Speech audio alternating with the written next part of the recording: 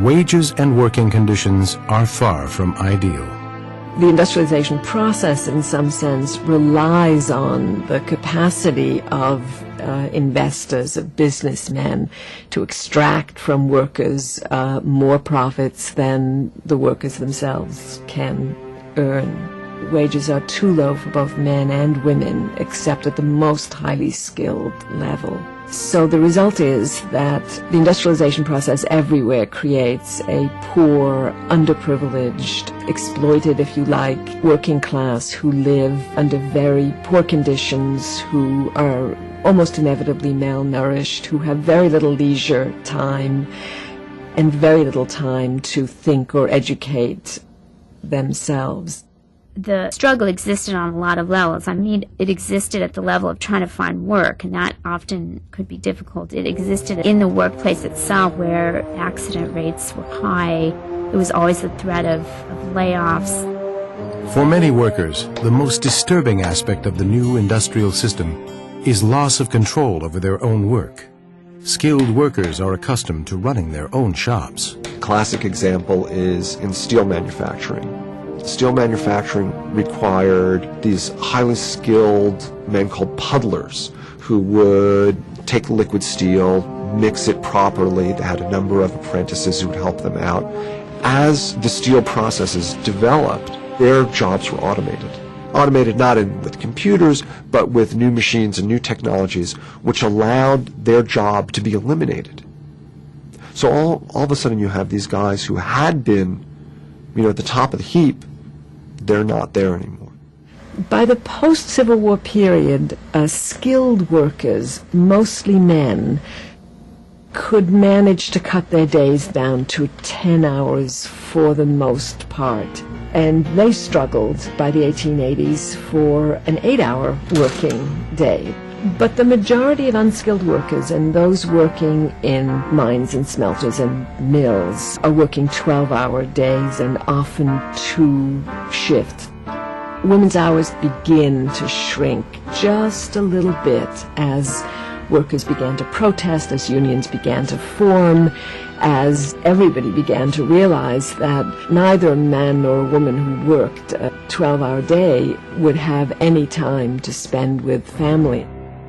A second key aspect leading to labor conflict is that in these factories, the control over how work is done shifts to management. When the steel puddler is puddling the steel, he can say to the manager, look, I'm going to do this much steel. And the manager can't say anything because they're in control. Right? They don't have control over it.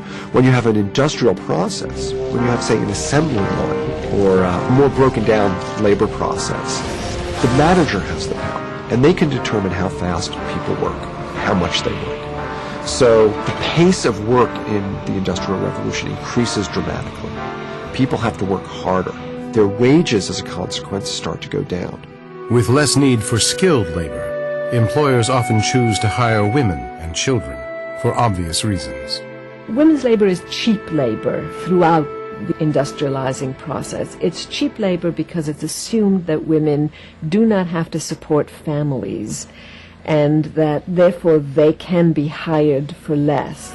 So their wages are usually about 1/3 to 1/2 of a comparable male wage. Now, given that incentive, wherever possible, an employer would look for a female to do whatever the job was. The only power that men have over their wage is to refuse to work with women, because if women are brought into a process, the wage declines. So very quickly, the notion that there are certain kinds of jobs that men can do develops, supported both by employers and by workers who don't want competition from women. With the new immigration from Eastern Europe, Southern Europe, families needed the labor of all members in one way or another. Now, usually a married woman did not go out and earn wages, but in some families it was necessary. More likely, as a daughter got old enough, as with sons, the teenage children would get jobs. The daughter might get a job in a factory.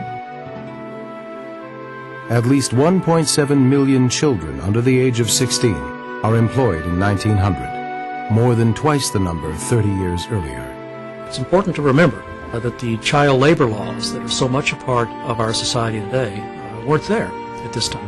And that meant that among these poorer families, the temptation always was to put children to work in whatever way was possible in order to support the family. There was virtually no legislation determining what kind of work children would be allowed to do. They were allowed to work in factories of all sorts. They were allowed to work in mines. They were allowed to work on the railroads. Railroads were the most dangerous. That was the single most dangerous occupation in this country.